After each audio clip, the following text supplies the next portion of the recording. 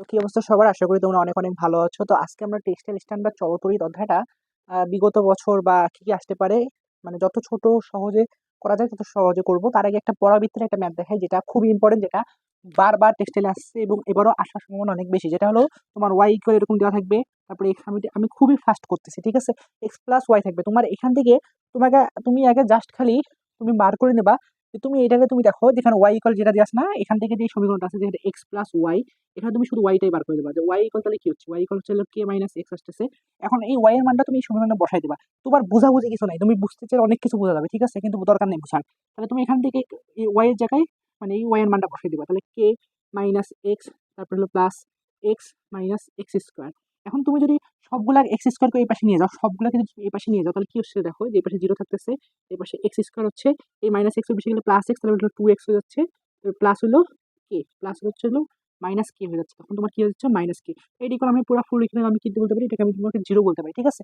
এখন তোমার এই ফর্মেটে তোমার এরকম স্পষ্ট চাইলে তখন তুমি একটা জিনিস মনে রাখো, সেটা হলো B square equal four A C, B square equal four A C equal হলো জিরো। এখন এই সমীকরণ এটা দ্বারা তুমি মানে তুমি যার মানই চাক তোমাকে সেটা বার করে নিতে হবে। তোমার কে এর মান চাইছে, কেটা এখানে আসলে কি, কেটা হলো এখানকার সি, কেটা কি আসলে কি সি হবে, কারণ কেটা হলো তোমার ধ্রুবক, কেটা হলো তোমার সি। আবার আমাদের বি কি, বি হলো তোমার যে এক ঘাতের সহগকে আমরা বি বলতেছি, তাই না? আমরা তো বহুপদীটা পড়ছি, তাহলে এক ঘাতের সহগ কি বি, তারপরে হলো তোমার হলো দ্বিঘাতের যে সহগটা সেটাকে কি বলে আমরা এ বলি, তাই না? তাহলে আমার এখানে এই সমীকরণে আমার এ এর মান কত, এই সমীকরণে আমার এ এর মান হলো ওয়ান, এই সমীকরণে বি এর মান কত, এই সমীকরণে বি এর মান হলো টু, এই সমীকরণে আমার ধ্রুবক সি এর মান কত, ধ্রুবক সি এর মান হলো মাইনাস ওয়ান, কারণ দেখো কে এর আগে মাইনাস ওয়ান আছে। তাহলে আমি এখন কে এর মানটা খুব সহজে বার করতে পারবো না? দেখো বি স্কোয়ার, বি এর মান কত, বি এর মান হলো টু, তাহলে টু এর উপর স্কোয়ার দিলে চার, তাহলে ফোর। এর মান কত, এর মান হলো ওয়ান, আর এই যে কে এর মান, এই যে সি, এই সিটা হলো আমার কি, মানে সরি আমি এখানে সিটা তো হলো আমাদের কে মানে মাইনাস কে, মানে আমি ভুল বলছিলাম। তো সিটা হলো আমার কি মাইনাস কে না, সিটা হলো আমার মাইনাস কে, তাহলে এটা আমি কি সি এর পরিবর্তে আমি এখানে কি লিখবো, মাইনাস কে লিখবো, তাই না? মাইনাস কে লিখলাম, ইকুয়াল হলো জিরো। তাহলে দেখো এই যে টু স্কোয়ারটা ওই পাশে চলে গেলে ফোর, মানে এই যে এই মাইনাস আর এই মাইনাসে কি হচ্ছে, প্লাস হচ্ছে, তাহলে এখানে ফোর কে ইকুয়াল হলো এই পাশে এই টু স্কোয়ারটা পাশে গেলে কত হচ্ছে, চার হচ্ছে, তাতে কে ইকুয়াল কত আসছে আমাদের, কে ইকুয়াল হচ্ছে ওয়ান। এটা হলো আগের বছরের প্রশ্ন, এরকম টাইপের প্রশ্ন প্রশ্ন আসে, ঠিক আছে? তো আশা করি এটা বুঝতে পারছো। তাহলে পরবর্তী এই টাইপ থেকে আমরা পারবো। তারপরে আমাদের অন্তরীকরণে যেগুলো জিনিস আছে সেই জিনিসগুলো আমরা একটু পরে পড়বো। আর সবার আগে তোমার এখান থেকে মোস্ট ইম্পর্টেন্ট জিনিসগুলো হলো যে তোমার থার্মোমিটার কোন সূত্রের উপর ভিত্তি করে, তারপর তোমার তাপগতিবিদ্যার প্রথম সূত্র, তাপগতিবিদ্যার দ্বিতীয় সূত্র, এই জিনিসগুলো একটু পড়ে নেবা। তারপরে কার্নো ইঞ্জিন সম্পর্কে একটু জাস্ট খালি ধারণা রাখবা, তাহলে হয়ে যাবে। সরি, আমি কোন অধ্যায়ের কথা বলছি, তাপগতিবিদ্যার কথা বলতেছি। আমাদের চলতরিতে, চলতরিতে আমাদের ওইসব লাগবে না। চলতরিতে তুমি দেখো প্রথম গেলে পরিবাহী রোধ অর্ধেক করলে আমরা কি জানি, আমরা জানি আর ইকুয়াল রো এল বাই এ, আমরা কি জানি আর ইকুয়াল রো এল বাই এ। এখন আমাকে কি বলছে, পরিবাহী রোধ অর্ধেক করলে ব্যাসার্ধ কত। তা আমার কথা হলো যার সাথে সম্পর্ক আমরা শুধু সেই জিনিস, দুটো জিনিস নেবো।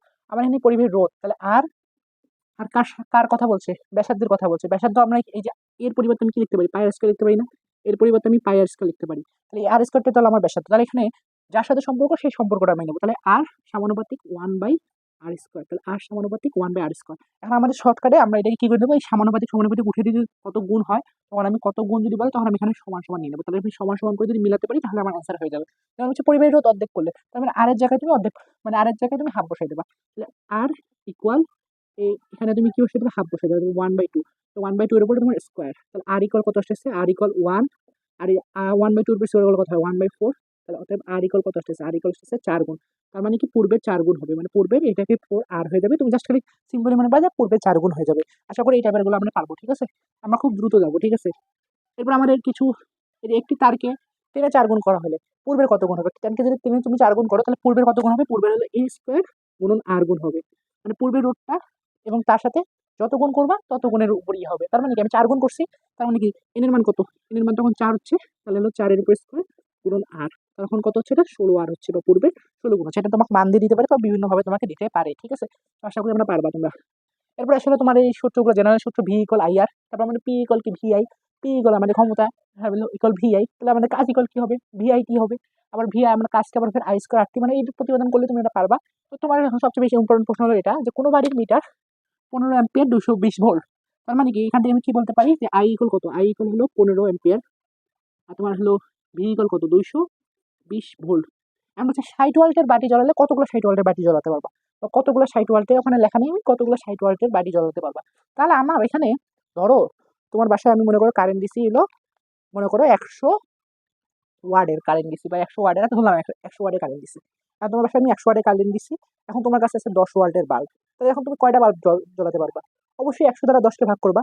সেমভাবে তোমার পাশে আমি এই দেখো আই ভি, আমি কি তোমাকে কি দিছি? আই দিছি, আই হলো 15 অ্যাম্পিয়ার, ভি হলো কত? 200 অ্যাম্পিয়ার। তাহলে আমার কি পি ইকুয়াল কত? আমি মোট ক্ষমতাটা বার করে নিতে পারবো না, ভিআই বার করতে পারবো না। তো আমি এখানে ভিআইটা বার করে দেবো যে 15 গুণন 200, ঠিক আছে? 15 গুণন 220। তাহলে আমি মোট কত ওয়াট বা মোট কত ক্ষমতা দিচ্ছি? আমি মোট এত ক্ষমতা দিচ্ছি। কারণ আমার কাছে 60 কিলোওয়াট বা শুধু 60 ওয়াটের বাল্ব আছে। তার মানে আমি কয়টা কয়টা জ্বালাতে পারবো? আমি যদি সেই 60টাকে ভাগ করে দিই, এখান থেকে যেটা অ্যান্সার বাড়াবে আমরা সেই মানে সেই পরিমাণ বাল্ব জ্বালাতে পারবো। আমি কিন্তু খুব দ্রুত করতেছি, তুমি পারলে এটাকে আস্তে করে বা ব্যাক করে করে বুঝে নিও, ঠিক আছে? তাহলে আশা করি আমরা এটা পারবো। এরপর আসে হলো কোনো, এরপর আমার যেটা আসে হলো তোমার এই যে মনে করো 2টা রোধ দেওয়া আছে বা 3য় রোধ দিচ্ছে, চতুর্থ বিন্দুতে রোধ কত? তোমার যে সাম্য অবস্থায় যদি থাকে, লাস্টের এই যে এখানে মনে করো তোমাকে মনে করো 3টা রোধ দিল, মনে করো 16 ওহম, তারপরে 20 ওহম, তারপরে তোমাকে মনে করো দিচ্ছে 25 ওহম। তোমাকে বললো যে চতুর্থ বিন্দুতে রোধ কত, তখন তোমার এই যে পি কিউ আর এস, তখন তোমার কিন্তু 16/20, মানে আমি কিন্তু আন্দাজে দিচ্ছি মানটা, 25/s। তখন এই যে এস এর মানটা তখন তোমাকে বার করতে বলে, বা তোমাকে তখন বলতে পারে সমান্তরালে থাকলে কি হবে, প্যারালালে কি হবে, জাস্ট খালি একটু বই থেকে দেখে নিও, এটা তোমরা পারবা, ঠিক আছে? তারপরে I equal E by R plus R, এটা যদি তোমার কোনো বর্তনী দেয়, ধরো মনে করো তোমার একটা বর্তনী দিচ্ছে, মনে করো এই যে বর্তনীতে মনে করো এখানে মনে করো যাচ্ছে, এই যেভাবে যাচ্ছে মনে করো, ধরো মনে করো এখানে তোমার ভোল্ট আছে, এখানে মনে করো তোমার 20 ভোল্ট দিচ্ছে, এখানে তোমার 2 ভোল্ট দিচ্ছে, এখানে তোমার 2 ভোল্ট দিচ্ছে। তার মানে তোমাকে মনে করো এখানে 4 ভোল্ট, এখানে হচ্ছে আমার 4 ভোল্ট দিচ্ছে। তো তোমাকে এই বর্তনীর মোট রোধটা তোমাকে বার করে নিতে হবে। তাহলে এই বর্তনী এটা যদি তুমি সমান্তরালে থাকে, তাহলে এটা কত হচ্ছে? তুমি হিসাব করে দেখবে যে এটা 2 ভোল্ট হচ্ছে। তাহলে তোমার আগে থেকে এটা কত ছিল? আগে থেকে ছিল তোমার হলো 20 ভোল্ট। তাহলে তুমি এইভাবে তুমি মানে সবকিছু হিসাব করে বার করতে পারবা। আমি এটা তোমাকে দেখালাম, এগুলো তোমার ছোট জিনিসগুলো তোমরা পারবা। এখন সবচেয়ে বড় কথা হলো যে লাস্ট ম্যাথটা আমরা আসতেছি, ডেইলি, এটা খুবই ইম্পর্টেন্ট, যে ইউনিট হলো টু 2 টাকা প্রতি ইউনিট। 200 ওয়ার্ডের মোটর ডেইলি 1 আওয়ার মানে 1 ঘন্টা করে চালালে মাসে বিদ্যুৎ বিল কত? এখন দেখো, তুমি 200 ওয়ার্ডের একটা মোটর তুমি ডেইলি 1 ঘন্টা করে চালাবা, ঠিক আছে? তাহলে তুমি 30 দিন চালাবা, তো তুমি কতদিন, তাহলে তাহলে তুমি কি জানো? তুমি জানো কি যে ডাব্লু ডাব্লু ইকুয়াল পিটি, তুমি ডাব্লু ইকুয়াল কি জানো? পিটি জানো। তুমি ডাব্লু ইকুয়াল পিটি জানো, তাহলে তুমি একদিনে কতটুকু খরচ করতেছো? তাহলে তুমি একদিনে কত খরচ করছো? 200 গুণন 1। তুমি তাহলে 200 গুণন 1 মানে 1 আওয়ার চালাচ্ছ। এক কিন্তু এক কি এক এক মানে হলো 60 মিনিট। এক মানে কত? 60 মিনিট। তো তুমি ডেইলি কতদিন চালাচ্ছ? তুমি 60 মিনিট চালাচ্ছ, ঠিক আছে? কতদিন চালাচ্ছ?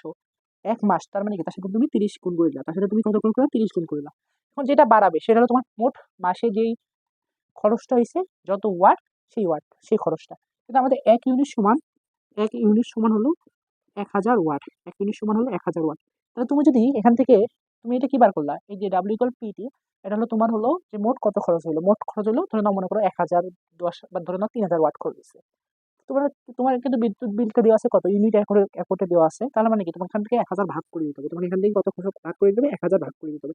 কারণ এখান থেকে যে অ্যান্সারটা বাড়াবে, ধরে নাও এখান থেকে বাড়িয়েছে মনে করো 10 ইউনিট, কথার কথা 10 ইউনিট, তা তোমাকে বলছে মোট বিদ্যুৎ বিল কত। তাহলে 1 ইউনিটের দাম যদি 2 টাকা হয়, তাহলে 10 ইউনিটের দাম কত হবে? এটার সাথে এটা গুণ করে দেবা, যা হবে তাই অ্যান্সার। এখন তোমার কাজ হলো তুমি যে এই সূত্রগুলো দিয়ে ভি ইকুয়াল আই আর, তারপরে পি ইকুয়াল ভি আই, এই সূত্রগুলো দিয়ে ছোট ছোট ম্যাথগুলো জাস্ট খালি এগুলো দেখে সূত্র মনে রাখলেই হয়ে যাবে। এই সূত্র দিয়ে তুমি জাস্ট খালি ম্যাথগুলো দেখে নেবা, আর এর চেয়ে বেশি পেঁচাবে না। বর্তনী থেকেও খুব কম ম্যাথ আসবে আশা করা যায়। এটাই। তাহলে তো সুস্থ হবে।